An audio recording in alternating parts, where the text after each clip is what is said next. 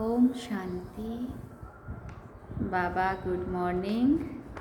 आज बाबा के 4 मई 2024 के महावाक्य हैं। बाबा ने सार में कहा, मीठे बच्चे, बाप जो सुनाते हैं वो तुम्हारे दिल पर छप जाना चाहिए। तुम यहाँ आए हो सूर्यवंशी घराने में ऊंच पद पाने, तो धारणा भी करनी है। बाबा ने प्रश्न पूछा, सदा रिफ्रेश रहने का साधन क्या है? उत्तर में बाबा ने कहा, जैसे गर्मियों में पंखे चलते हैं तो रिफ्रेश कर देते हैं, ऐसे सदा सुदर्शन चक्र फिराते रहो तो रिफ्रेश रहेंगे।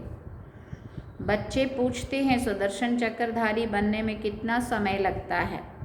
बाबा कहते हैं, बच्चे 1 सेकंड। तुम बच्चों को सुदर्शन चक्रधारी ज़रूर बनना है, क्योंकि इससे ही तुम चक्रवर्ती राजा बनेंगे।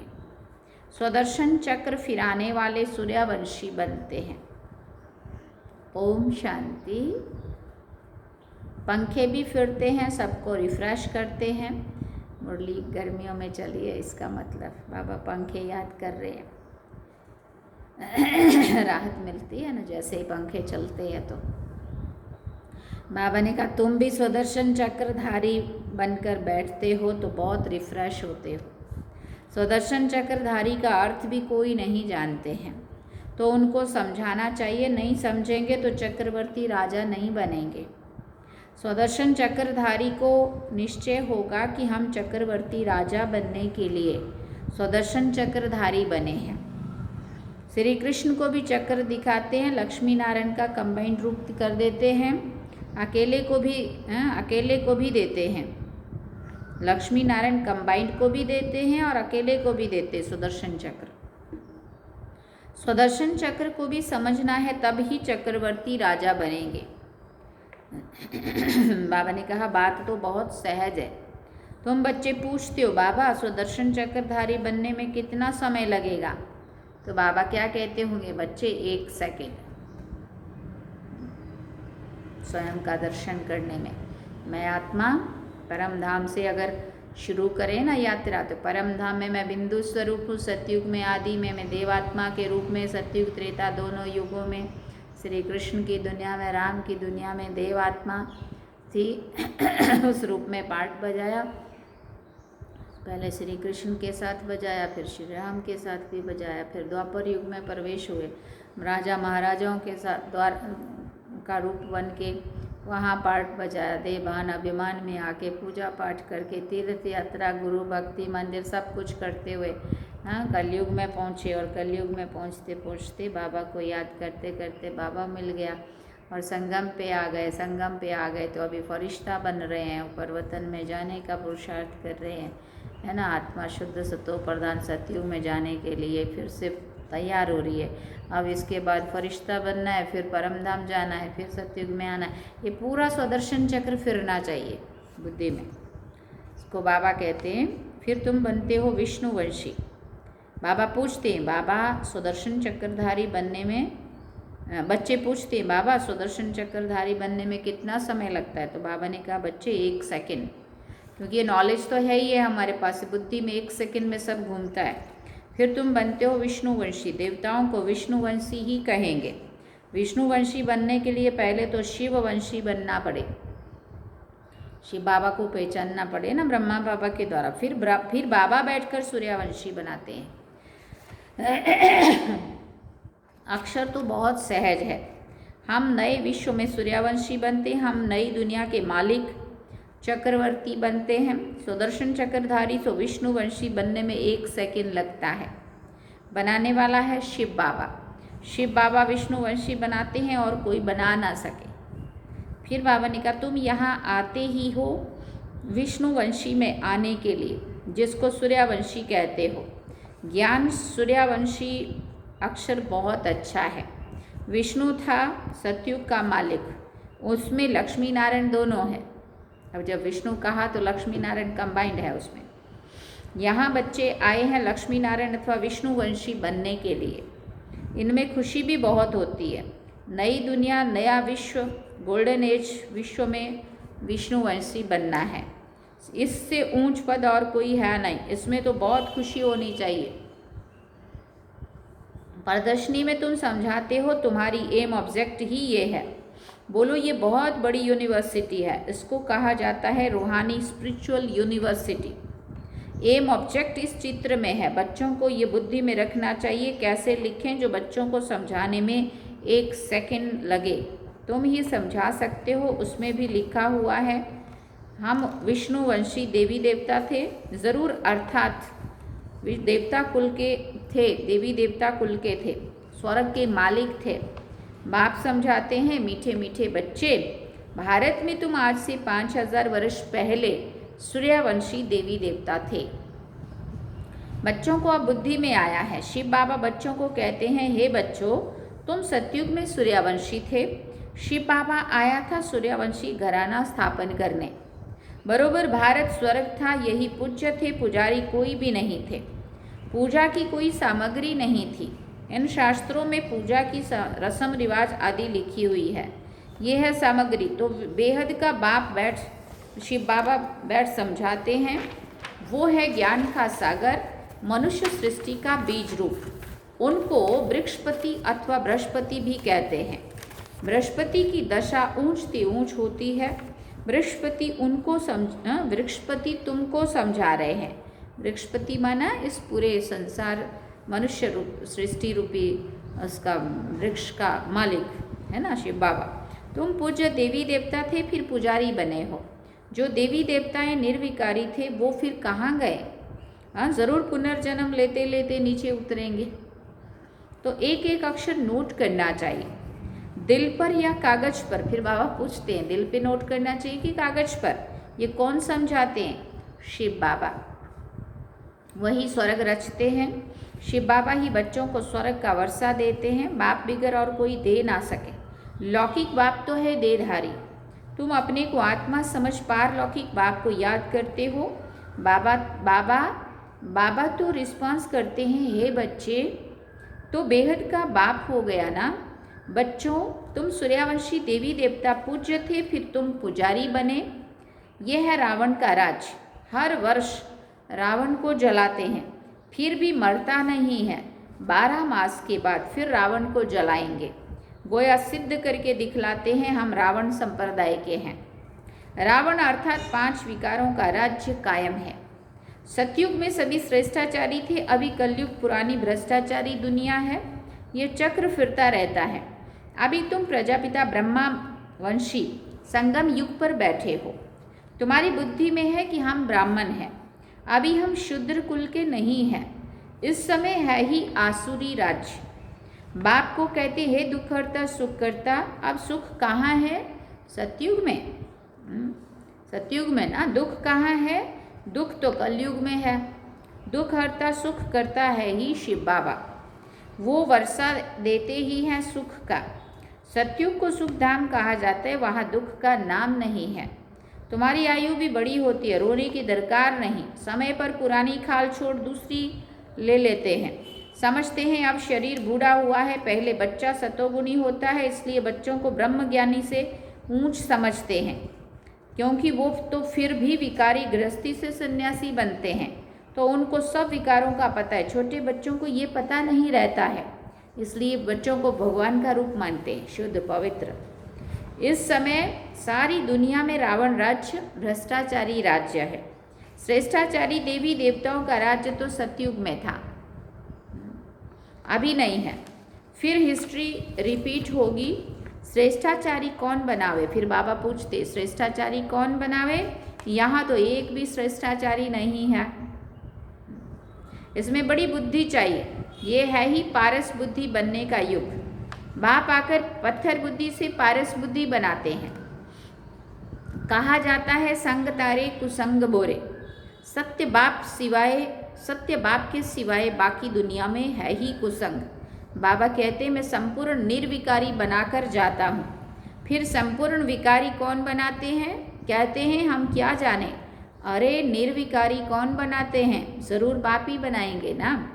विकारी कौन बनाते हैं ये भी किसी को पता नहीं है। देभान अभिमान में आए, रावण ने उसमें देभान में लाया है ना, तो विकारी बने, और बाबा आके फिर हमें निर्विकारी बनाता है। बाप बैठ समझाते मनुष्य तो कुछ भी जानते नहीं है, रावण राज्य है ना, कोई का बाप मर जाता है, पूछो कहाँ गया, कहेंगे स्वर्गवासी हुआ। अच्छा तो इसका मतलब पहले नरक में था ना, तो तुम भी नरकवासी ठहरे ना। कितना सहज है समझाने की बात। अपने को कोई भी नरकवासी समझते नहीं है।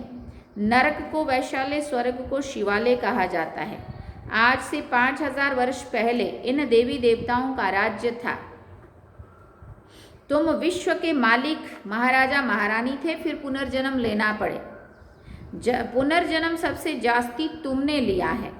इसके लिए ही गायन है आत्माएं परमात्मा अलग रहे बहुकाल। तुमको याद है तुम पहले पहले आदि सनातन देवी देवता धर्म वाले ही आए हैं, फिर 84 जन्म ले पतित बने हो। अब फिर पावन बनना है, पुकारते भी है ना पतित पावन आओ, तो सर्टिफिकेट देते हैं कि एक ही सतगुरु सुप्रीम आकर पावन बनाते हैं।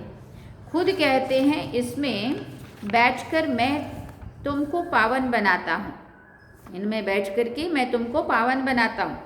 बाकी 84 लाख योनियाँ आदि नहीं है, 84 जन्म है। इन लक्ष्मी नारायण की प्रजा सतयुग में थी, अब नहीं है। अब कहाँ गई बाबा पूछते हैं, उनको भी 84 जन्म लेना पड़े। जो पहले नंबर में आते हैं वही पूरे 84 जन्म लेते हैं, तो फिर पहले वो जाने चाहिए। देवी देवताओं की वर्ल्ड की हिस्ट्री की ज्योग्राफी होती है। सूर्यवंशी चंद्रवंशी राज्य मस्ट रिपीट। बाप तुमको लाइक बना रहे हैं, तुम कहते हो हम आए हैं इस पाठशाला व यूनिवर्सिटी में जहाँ हम नर से नारायण बनते हैं। हमारी एम ऑब्जेक्ट भी ये है माना लक्ष्मी नारायण। जो अच्छी रीति पुरुषार्थ करेंगे वही पास होंगे, जो पुरुषार्थ नहीं करेंगे तो प्रजा में कोई बहुत साहूकार बनते हैं, कोई कम। ये राजधानी बन रही है, तुम जानते हो हम श्रीमत पर श्रेष्ठ बन रहे हैं। श्री श्री शिव बाबा की मत पर श्री लक्ष्मी नारायण व देवी देवता बनते हैं। श्री माना श्रेष्ठ। अब किसी को श्री नहीं कह सकते, परंतु यहाँ तो जो आएगा सबको श्री कह देंगे, श्री फलाना श्री फलाना। अब श्रेष्ठ तो सिवाय देवी देवता के और कोई बन नहीं सकता है। भारत श्रेष्ठ ते श्रेष्ठ था, रावण राज्य में भारत की महिमा ही खलास कर दी है। भारत की महिमा भी बहुत है तो निंदा भी बहुत है। भारत बिल्कुल धनवान था, अब बिल्कुल कंगाल बना है। देवताओं के आगे जाकर उन्हों की महिमा गाते हैं, हम निर्गुण हारे में कोई गुण नहीं। देवताओं को कहते हैं, परंतु वो रहम दिल थोड़ी थे। रहम दिल तो एक को ही कहा जाता है जो मनुष्य से देवता बनाते हैं। अभी वो तुम्हारा बाप भी है, टीचर भी है, सतगुरु भी है। गारंटी करते हैं मेरे को याद करने से तुम्हारे जन्म जन्मांतर के पाप भस्म होंगे और साथ ले जाऊंगा। फिर तुमको नई दुनिया में जाना है। ये 5000 वर्ष का चक्र है। नई दुनिया थी सो फिर ज़रूर बनेगी। पतित दुनिया होगी, फिर बाप आकर पावन बनाएंगे। बाबा कहते हैं पतित रावण बनाते हैं, पावन मैं बनाता हूँ। बाकी ये तो जैसे गुड़ियों की पूजा करते रहते हैं। उनको ये पता नहीं है कि रावण को 10 शीश क्यों देते हैं, विष्णु को 4 भुजा क्यों देते हैं। परंतु ऐसा कोई मनुष्य थोड़ी होता है। अगर 4 भुजा वाला मनुष्य होता तो उससे जो बच्चा पैदा होता वो भी ऐसा होना चाहिए। यहाँ तो सबको 2 भुजाएं, कुछ भी जानते नहीं है। भक्ति मार्ग के शास्त्र कंठ कर लेते हैं, उन्हों के भी कितने फॉलोअर्स बन जाते हैं। कमाल है। ये तो बाप ज्ञान की अथॉरिटी है। कोई मनुष्य ज्ञान की अथॉरिटी हो ना सके। ज्ञान का सागर तुम मुझे कहते हो, ऑल माइटी अथॉरिटी। ये बाप की महिमा है। तुम बाप को याद करते हो तो बाप से ताकत लेते हो।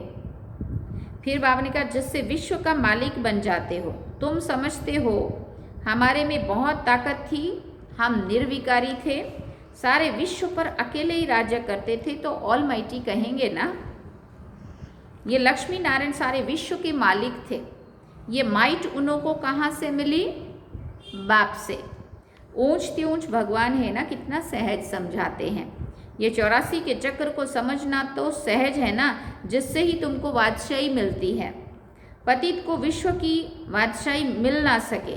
पतित तो उन्हों के आगे झुकते हैं, समझते हैं हम भक्त हैं, पावन के आगे माथा टेकते हैं। भक्ति मार्ग भी आधा कल्प चलता है। अभी तुमको भगवान मिला है।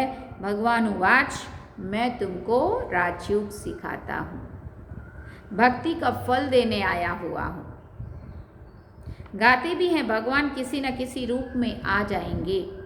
बाबा कहते हैं मैं कोई बैलगाड़ी आदि में थोड़ी आऊँगा। जो ऊंच ते ऊंच था, फिर 84 जन्म पूरे किए, उनमें ही आता हूँ। उत्तम पुरुष होते हैं सतयुग में, कलयुग में है कनिष्ठ तमो प्रधान। अभी तुम तमो प्रधान से सतो प्रधान बनते हो। फिर बाबा ने कहा बाप आकर तमो प्रधान से सतो प्रधान बनाते हैं। ये खेल है, इसको अगर समझेंगे नहीं तो स्वर्ग में कभी आएंगे ही नहीं। खेल समझ में नहीं आएगा, नहीं समझेंगे तो सतयुग में, स्वर्ग में कभी नहीं आएंगे। बाबा कहते हैं अच्छा, मीठे मीठे सिकिल दे बच्चों प्रति माता पिता बाप दादा का याद प्यार और गुड मॉर्निंग।